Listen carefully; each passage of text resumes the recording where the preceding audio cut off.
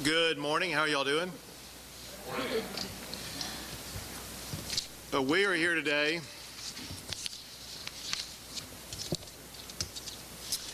I'm announcing my senior staff and announcing that we are ready to get to work.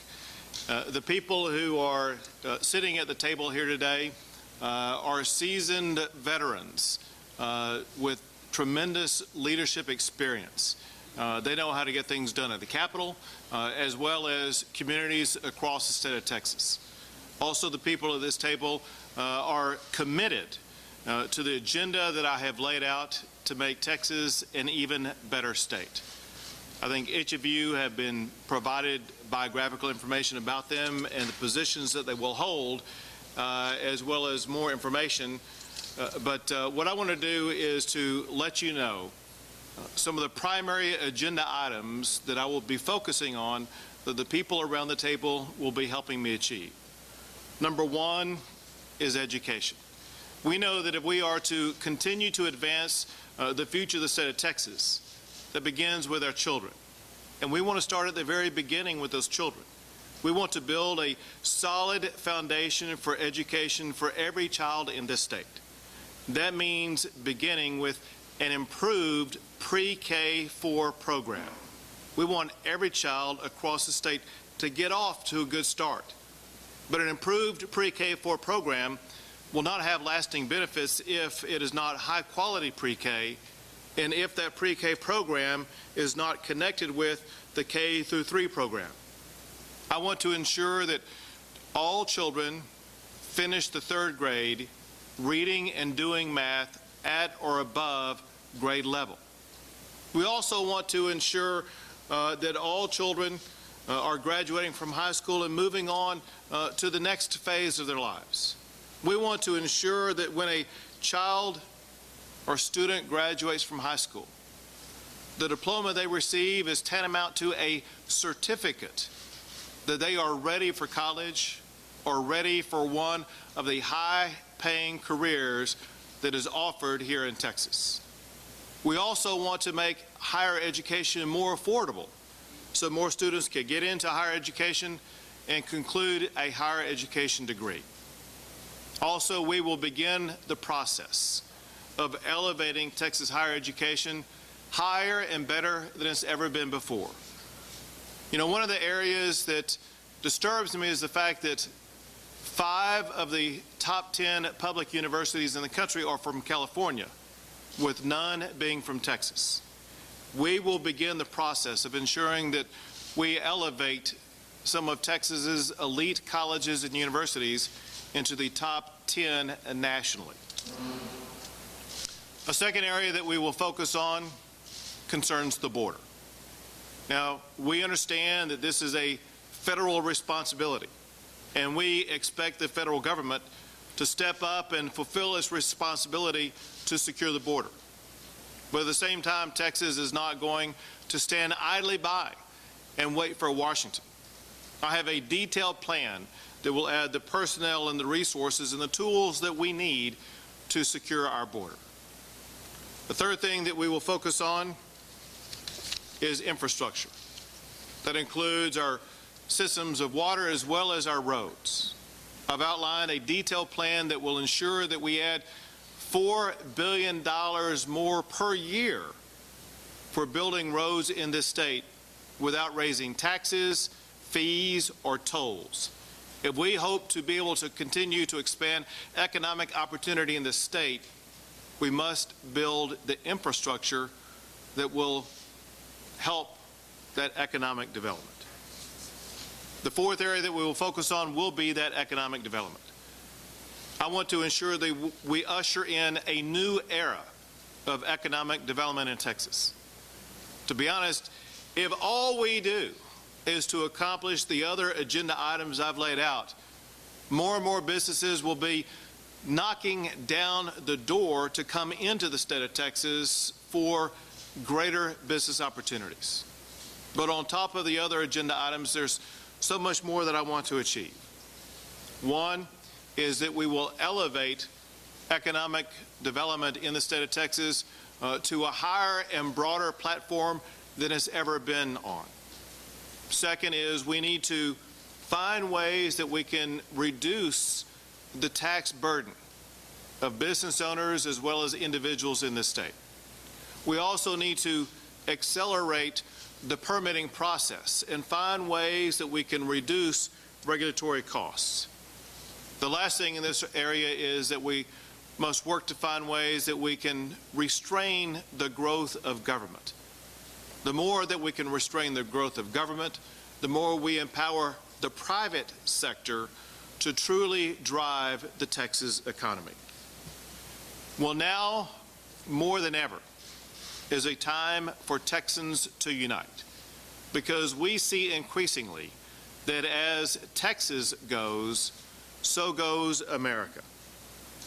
Last, I will add is that in visiting with and working with and knowing the public servants at this table, they understand who we really work for, and that is the people of this state. And they will come to work every single day with one goal in mind, and that is to achieve this agenda and make Texas even better. With that, I'll be happy to take a few questions.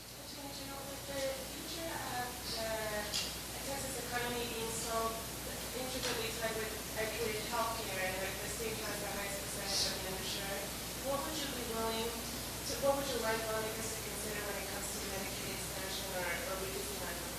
Well, I am confident that the legislature will look at a variety of different issues and approaches where we can ensure that we improve health care in this state, and I'll be happy to visit with the legislatures as we work through that process. General, can you tell us a little bit more about your trip to Washington on Friday? Are there any areas in particular where you and the President were in agreement, something that y'all has on?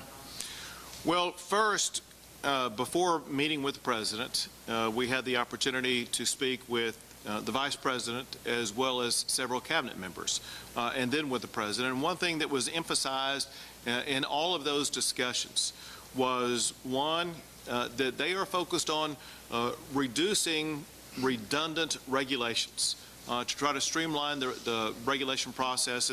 And they said they wanted to create an open door to governors, to states, and to businesses to put forth ways in which we can reduce regulations even more. We talked a lot about infrastructure, the necessity of improving our transportation infrastructure across the nation, including in the state of Texas. Along those lines, one thing that was specifically talked about was the expanding ports in Texas, in particular Houston, as a result of the expanded Panama Canal. And we talked just generally about economic development, about stimulating the economy more and finding ways to grow more jobs.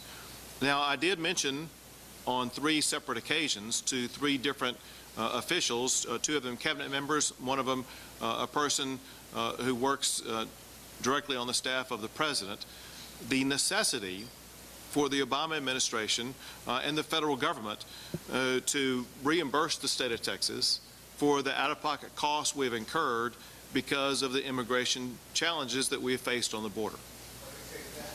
None of them had any answers at that time. Mr. Abbott, you spoke about lowering tax burden on Texans. It's been going up in certain counties throughout Texas for the past several years. What ideas do you bring to be able to actually pull that off? There are 2 ideas that are on the table, and we will evaluate the numbers to see which, if either or both, can be achieved. One is to reduce the margins tax, also known as the business franchise tax. The other is finding ways to reduce property taxes that are paid by Texans. Ways to reduce those property taxes? There are a lot of ideas that are being bandied about right now, and we need to see which ones are the ways that the greatest number of legislators will agree with.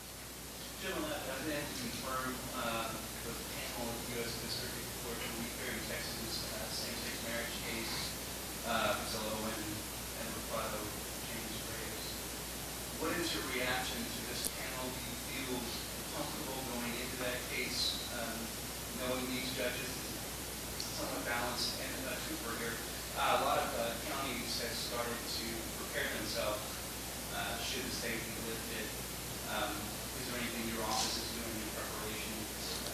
With regard to the panel, listen, I trust all the judges on the Fifth Circuit to apply the law. One thing that was crystal clear from the United States Supreme Court decision, and that is that the marriage issue is an issue that has been assigned to the states. And I would anticipate that the Fifth Circuit would uphold both the tenor and the words of the United States Supreme Court decision that will allow states to decide this issue.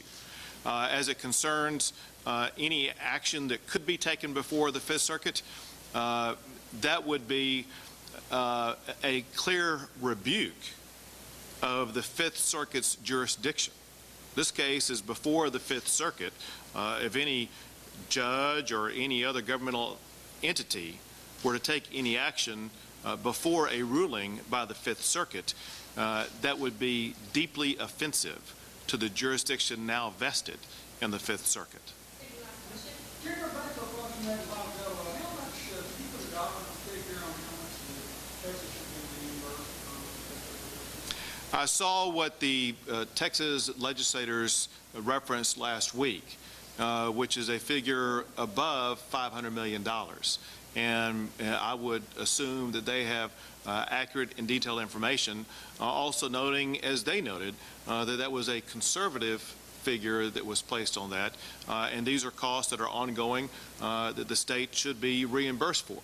This is a problem that was not caused by Texas. This is a problem caused by the failure of the federal government to do its job. The state of Texas and our taxpayers should not be on the hook because of negligence by the federal government. Thank you all very much.